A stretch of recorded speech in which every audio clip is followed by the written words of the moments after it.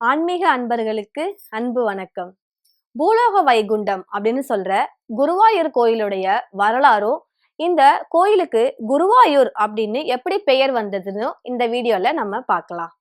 காக்கும் கடவுள் 10 அவதாரங்களை எடுத்தாலும் அதில் அனைவருக்கும் ரொம்பவே பிடிச்சதும், அதுக்கப்புறம் பல பின்னணி கதைகள் கொண்ட அவதாரமா இருக்கிறது கிருஷ்ணன் அவதாரம் தான். பிறந்ததுல இருந்து கீதை உபதேசம் வரை அவருடைய லீலைகள் நிறையவே இருக்கு. அப்படி குட்டி கிருஷ்ணராக சில லீலைகளை செய்தவரா கேரளாவில உள்ள குருவாயூர் கோயில்ல குருவாயூரப்பனாக காட்சி தர்றாரு. கிருஷ்ணருடைய தனிப்பெரும் சிறப்புமிக்க குருவாயூர் ஸ்ரீ கிருஷ்ணனின் கோயிலுடைய வரலாறும் அதோட முக்கியத்துவம் பற்றியும் இந்த வீடியோல ஃபுல்லா நம்ம பார்க்கலாம் வாங்க. பெருமாளுக்கு நிறைய புனித கோயில்கள்லாம் இந்த மண்ணில் இருக்கு. பெரும்பாலும் அந்த தலங்கள்லாம் 108 திவ்ய தேசங்கள்ல ஒன்றான் இருக்கும். ஆனா திவ்ய தேசங்களுடைய பட்டியல்ல இல்லாத கோயிலா இருந்தாலும் எல்லாரிடத்துலயுமே ஒரு பிரபலமான கோயிலா இந்த குருவாயூர் கோயில் இருக்குது. நம்ம ஊர்ல இருக்கிற குழந்தைங்களுக்கு சோறு ஊட்டுறதுக்கு பெரும்பாலும் இந்த கோயிலை தான் சொல்றாங்க. அப்படி நமக்கு ரொம்பவும் பரிச்சயமான கோயிலுடைய வரலாறு என்ன இருக்கும் அப்படின்னு தெரிஞ்சுக்கலாமா? கேரள மாநிலத்துல உள்ள திருச்சூர் மாவட்டத்துல குருவாயூர் அப்படின்ற இடத்துல இருக்கிற புகழ்பெற்ற பெருமாள் கோயிலாக தான் இந்த குருவாயூரப்பன் திருக்கோயில் இருக்கு. கோயிலுடைய மூலவரான குருவாயூரப்பனுடைய சிலை தான் காலத்தை கணிக்க முடியாத வரலாற்றை கொண்டிருக்குதான். புராண கதைகள்ல படி இந்த சிலைய சிற்பி வடிவப்பதற்கு முன்னாகவே விஷ்ணு பகவான் இதோடைய வடிவ படத்தை பிரம்மனிடம் கொடுத்ததா, அந்த படத்தை பிரம்மன் மன்னர் சுதாபஸ் அப்புறம் அவருடைய மனைவி பிரஷ்னியிடம் கொடுத்ததாகவும் ஒரு கதை இருக்கு. இத வச்சு வழிபட்ட அவர்களுடைய அந்த பக்தியை கண்டு மகிழ்ந்த விஷ்ணு பகவான், நானே உங்களுடைய குடும்பத்துல 4 பிறவியிலையுமே மகனாக அவதரிப்பேன் அப்படின்னு ஒரு வரத்தை கொடுத்திருக்காரு. சிலையோட புராண கதை அவர் வரம் கொடுத்தவாறே அவர்களுடைய அடுத்தடுத்த பிறவிகள்லயோ விஷ்ணு பகவான் தான் அவங்களுக்கு மகனா பிறந்திருக்காரு. அந்த வகையில பிரஸ்னி கர்ப்பா, வாமனன், ராமர் அப்புறம் கிருஷ்ணர் அப்படின்னு அவதாரம் எடுத்தாரு.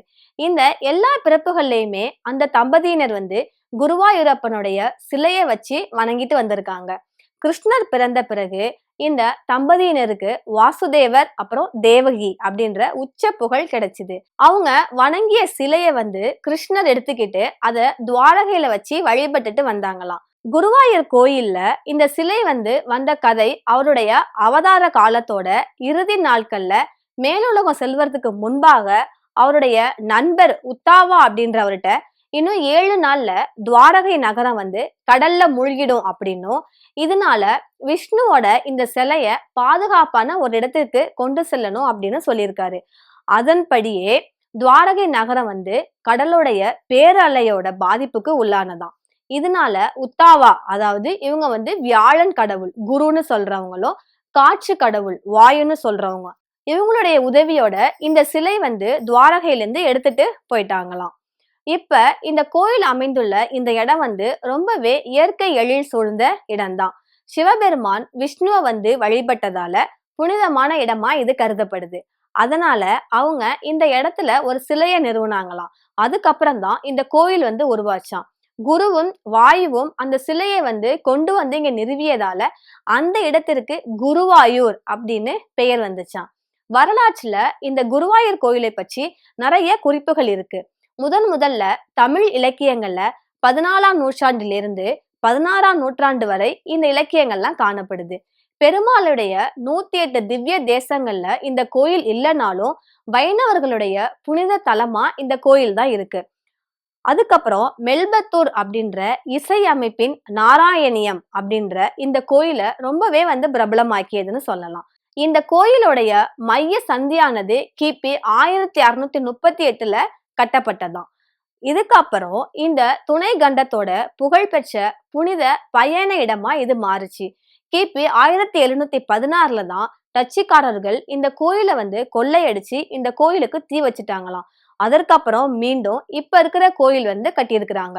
குருவாயூர் கோயில்ல ஒரு பாரம்பரியமான ஒரு கட்டடக்கலை, கேரளாவை சேர்ந்த ஒரு கட்டடக்கலை இருக்குது. நுழைவு வாயில இருந்தே நம்ம மூலவ ஆண்டவரை பார்க்கலாம். கேரளாவுடைய மலையாள புத்தாண்டு விஷு நன்னாள்ல சூரியனுடைய கதிர்கள் குருவாயூரப்பனுடைய கால்களை வந்து அலங்கரிக்குமா. கோயில்களுக்கு 2 நுழைவாயில்கள் வந்து இருக்கு. ஒண்ணு கிழக்கில் இருந்து, இன்னொன்னு மேற்கு பக்கத்துல இருந்து இருக்குதாம். குருவாயூரப்பனுடைய உருவமானது 4 கைகளை வந்து கொண்டிருக்கு. அதுல சங்கு, சக்கரம், கதை, அப்புறம் தாமரை, இந்த 4மே அவருடைய கையில வந்து சுமந்து ரொம்பவே அழகாய் காட்சியளிக்கிறாராம். இந்த சிலை வந்து பல குணப்படுத்துற அற்புதமான மருத்துவ பண்புகளை கொண்ட பட்டாள அஞ்சனாமா அப்படின்ற சக்தி வாய்ந்த கல்லால ஆனது அப்படின்னு கூறுறாங்க. குருவாயூரப்பனை வந்து குழந்தையாக நினைச்சுதான் இங்க இருக்கிற மக்கள் வந்து வழிபடுறாங்க. இந்த கோயில்ல இருக்கிற மற்ற தெய்வங்கள் வந்து கணபதி, ஐயப்பன், அப்புறம் பகவதி, இவங்கெல்லாம். குருவாயூர் கோயில் வந்து விஷ்ணுவுடைய தங்குற இடமா மண்ணுலகுடைய பூலோக வைகுண்டம் அப்படின்னு சொல்றாங்க. இந்த குருவாயூர் கோயில்ல ஆடை கட்டுப்பாடும் இருக்குது. கேரள கலாச்சார அப்புறம் ஆன்மீக மரபுல இந்த கட்டுப்பாடு வேரூன்றி இருக்கு. கோயிலுடைய வளாகத்துல புனிதத்தை பாதுகாக்கிறதுக்காகவும் பக்தர்கள் வந்து பணிவு மரியாதை உணர்வோட கோயிலுக்கு நுழையிறது வந்து உறுதி செய்யறதுக்காகவும் கோயில் நிர்வாகம் வந்து இந்த விதிகளை வந்து சொல்லியிருக்கிறாங்க. ஆண்கள் வந்து பாரம்பரிய வேட்டியை தான் கட்டணும். அதாவது முண்டு அப்படின்னு சொல்லக்கூடிய அந்த வேட்டியை தான் அவங்க வந்து கட்டிட்டு அந்த கோயிலுக்கு போகணும். சட்டை இல்லாமல் அவங்க இருந்துச்சுன்னா அவங்க அங்கவஸ்திரம், அதாவது மேல் உடலை வந்து மறைப்பதற்கு அங்கவஸ்திரம் மாதிரி உள்ள துணியை வந்து அவங்க போர்த்தி கொள்ளலாம் அப்படின்னு சொல்றாங்க. கோயில் வளாகத்துல கால் சட்டையோ, ஜீன்ஸ், ஷர்ட்ஸ், இல்லைன்னா டிஷர்ட்ஸ், இது மாதிரி ஆடைகள்லாம் வந்து கண்டிப்பா அணியக்கூடாது அப்படின்னு ரூல்ஸ் போட்டிருக்காங்க. ஆண்கள் வந்து கோயில்ல நுழையறதுக்கு முன்பே அவங்களுடைய உடைகளை வந்து சுத்தமா பொருத்தமானதா இருக்கிறத அவங்க வந்து உறுதி செய்யணும். குருவாயூர் கோயில்ல பெண்களுக்கான ஆடை கட்டுப்பாடும் இருக்கு. பெண்கள் வந்து புடவைகள், சல்வார் கமீஸ், இல்லைன்னா ரவிக்கைகளுடைய கூடிய நீண்ட பாவாடைகள், இது மாதிரி போன்ற பாரம்பரிய இந்திய உடைகளை தான் அணியணும்னு சொல்லியிருக்காங்க. பெண்கள் லெகின்ஸ், ஜீன்ஸ், ஷார்ட்ஸ், இது மாதிரி வேறு எந்த ட்ரெஸ்ஸும் வந்து போடக்கூடாது. நவீன ஆடைகளை வந்து அணிவதை வந்து நீங்க தவிர்க்கணும் அப்படின்னு சொல்லியிருக்கிறாங்க. 12 வயதுக்கு உட்பட்ட பெண்கள் வந்து பாவாடை இல்லைன்னா ரவிக்கை இது போட்டுக்கலாம். அதாவது பாரம்பரிய பாவாடை மற்றும் மேல் உடை இதெல்லாம் அவங்க வந்து போட்டுக்கலாம் அப்படின்னு அலோ பண்றாங்க. பெண்களுடைய உடை வந்து ரொம்பவே அடக்கமாகவும் மரியாதைக்கு உரியதாகவும் இருக்கிறத அவங்க உறுதி செஞ்சுக்கணும். குருவாயூர் கோயில்ல குழந்தைகளுக்கான ஆடை கட்டுப்பாடை பத்தி பார்க்கலாம். இளம் சிறுவர்கள் வந்து ஷார்ட்ஸ் இல்லைன்னா முண்டு வந்து அணியணும் அப்படின்னு சொல்றாங்க. 12 வயதுக்கு உட்பட்ட பெண்கள் வந்து அடக்கமான பாவாடா இல்லைன்னா சுடிதார், நீண்ட ஃப்ராக்ஸ், இது மாதிரி அவங்க வந்து போட்டுக்கலாம்னு சொல்றாங்க. குருவாயூருடைய கோயிலுக்கு செல்லும் போது நீங்க பாரம்பரிய உடைகளை வந்து எடுத்து செல்லணும். ஆண்கள் வந்து வேட்டிய கையில வச்சிருக்கலாம். பெண்கள் வந்து சேலை இல்லைன்னா சல்வார் கமீஸ் இது மாதிரி கையில வச்சுக்கணும். பாரம்பரிய ஆடைகளை வந்து நீங்க எடுத்து செல்லல, மறந்துட்டீங்க அப்படின்னா கோயில் வளாகத்திலேயே வேட்டி, புடவை இதெல்லாம் வந்து வாடகைக்கு கிடைக்கும். இல்ல நீங்க காசு கொடுத்தோ வாங்கிக்கலாம். கோயில் நுழைவாயிலுக்கு பக்கத்திலேயே பாரம்பரிய உடைகளை வந்து நம்ம மாத்துறதுக்கு உடை மாற்றும் அறைகள், அந்த மாதிரி வசதிகள்லாம் அங்க இருக்குது. உங்கள் ஆடைகள் வந்து ரொம்பவே சௌகரியமா இருப்பத நீங்க வந்து கன்ஃபார்ம் பண்ணிக்கோங்க. குறிப்பா கேரளாவுடைய கிளைமேட்டை நீங்க ஞாபகம் வச்சுக்கிட்டு ஆன்மீக சூழலுக்கு ஏற்ற மாதிரி உங்களுடைய ஆடைகளை நீங்க போட்டுட்டு போகணும். ஆடை கட்டுப்பாடு வந்து கோயில் மரபுகளுக்கு மரியாதை செலுத்துவதற்கான அறிகுறி அப்படின்றத நீங்க ஞாபகம் வச்சுங்க. அதனால இத வந்து உண்மையா நீங்க வந்து பின்பற்றுங்க. குருவாயூர் கோயிலுக்கு செல்றது ஒரு தெய்வீக, அது மட்டும் இல்லாம ஒரு ஆன்மீக அனுபவம்னு சொல்றாங்க. ஆடை கட்டுப்பாட்டை நம்ம வந்து ஃபாலோ பண்றதும் வருகையோட இன்றியமையாத பகுதின்னு சொல்றாங்க. கோயிலுடைய ஆடை கட்டுப்பாடு வெறும் விதி மட்டும் இல்ல, அது வளமான கலாச்சாரம் அப்புறம் மத பாரம்பரியத்துடைய பிரதிபலிப்பு. இந்த வழிகாட்டுதல்களை பின்பற்றுவதன் மூலமா பக்தர்கள் வந்து அவங்க வருகை வந்து மரியாதைக்குரியதாகவும் அமைதியாகவும் ஆன்மீக ரீதியா பலன் அளிப்பதாகவும் இது இருக்குன்னு சொல்றாங்க. மும்மூர்த்திகளுடைய அனுகிரகம் இந்த விக்கிரகத்துக்கு உண்டு அப்படின்றதுனால ஸ்ரீ குருவாயூரப்பனை வந்து வழிபட்டா எல்லா நலன்களையும் நம்ம வந்து பெறலாம் அப்படின்றது வந்து ஒரு ஐதீகம். குருவாயூரப்பனை ஒரு குழந்தையா பாவிச்சுதான் இங்க இருக்கிற மக்கள் எல்லாருமே வழிபாடு நடத்துறாங்க. அதிகாலையில ஸ்ரீ குருவாயூரப்பனுடைய விஸ்வரூப தரிசனம் காண பக்தர்கள் வந்து கூட்டம் அலை மோதுமா.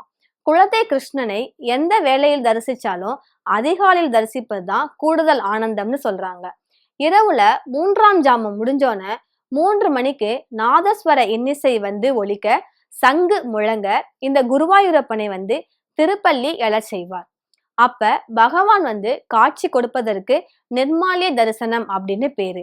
இந்த தரிசனத்தப்ப பகவானுக்கு முதல் நாள் வந்து போட்டிருந்த சந்தன காப்பு, ஆடை அபகரணம், மாலைகள் இது எல்லாத்தையுமே ஒண்ணு ஒன்னா ரிமூவ் பண்ணிட்டே வருவாங்களாம். விஸ்வரூப தரிசனம் முடிஞ்சோன தைலாபிஷேகம் நடைபெறும். குருவாயூரப்பனுக்கு நல்ல எண்ணெயில தான் அபிஷேகம் செய்யறாங்க. இந்த எண்ணெய் வந்து கோயிலுக்கு சொந்தமான செக்குல ஆட்டப்பட்டது. இதோட இறுதியில தங்க கலசத்துல உள்ள தூய நீரால பூரண திருமஞ்சனம் செய்வாங்க. கிட்டத்தட்ட இது ஒரு கும்பாபிஷேகம் செஞ்சு வைக்கிறதுக்கு சமம்னு சொல்றாங்க.